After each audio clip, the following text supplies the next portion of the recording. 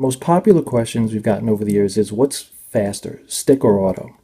Well, what if you could take one car, a known car, that you have a lot of data, a lot of runs, a lot of experience with, you know the car, you've run it both with a stick and an auto, you know how it kind of runs, but you do a test, back to back, similar situations as far as weather, track conditions, you even get to dyno the car with the stick and the auto to back up everything and just find out under normal circumstances on a regular kind of testing tune day what's gonna go quicker, stick or auto. We did just that. What we did was we took Project Pro Tree Mustang and we replaced everything from the flywheel to the drive shaft, and we used our stick combo and our auto combo, and this is what happened. Our automatic transmission was a full comp C4 from Transmission Specialties. It was outfitted with a 8-inch Durasprad converter and a trans brake. With our best warm weather tune-up, the car ran 1209 at 108.5. At the time, the best 60-foot times with the C4 were 158, 159. And the car was making 302 horsepower to the rear wheels.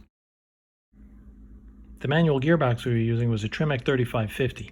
It was pro-shifted using faceplated gears, it had a Pro 5.0 power tower shifter, and we used a Ford Racing heavy-duty clutch.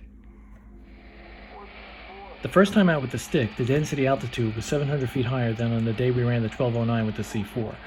We used the exact same 4700 RPM launch we were using with the automatic and shifted at our usual 6200 RPM. We ran an instant 1199 at 111.55 with an all-time best 154 60-foot time.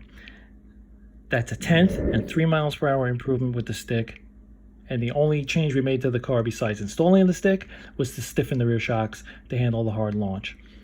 Before the night was over, we ran 1192 at 111.5, and that was with only a 156 60-foot time. And that's because on that run, we broke the lower control arm bushings on the launch and snapped the left rear shock off just about the time we were shifting second gear.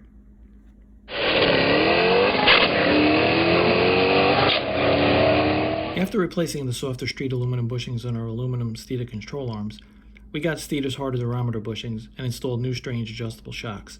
Next time out, we managed to run 1188 at 112.21, again with only 156 60-foot time. That was with the 5500 RPM launch, again in much worse air than the 1209 C4 run, and the car weighed about 25 to 30 pounds more with the 5-speed in it, depending on the fuel level.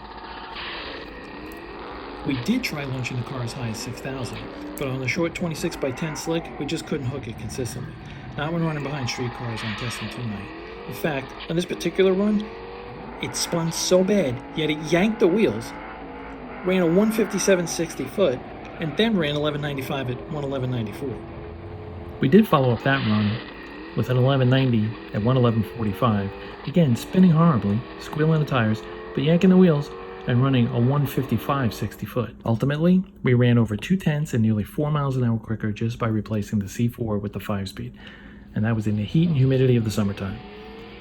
Even if you compare the best C4 runs, which were mid-1190s, those were run at 600 feet below sea level. These stick runs, going high 1180s and in the 1190s, were from 1,000 feet to 2,400 feet above sea level. So by any measure, the stick is quicker, the stick is faster.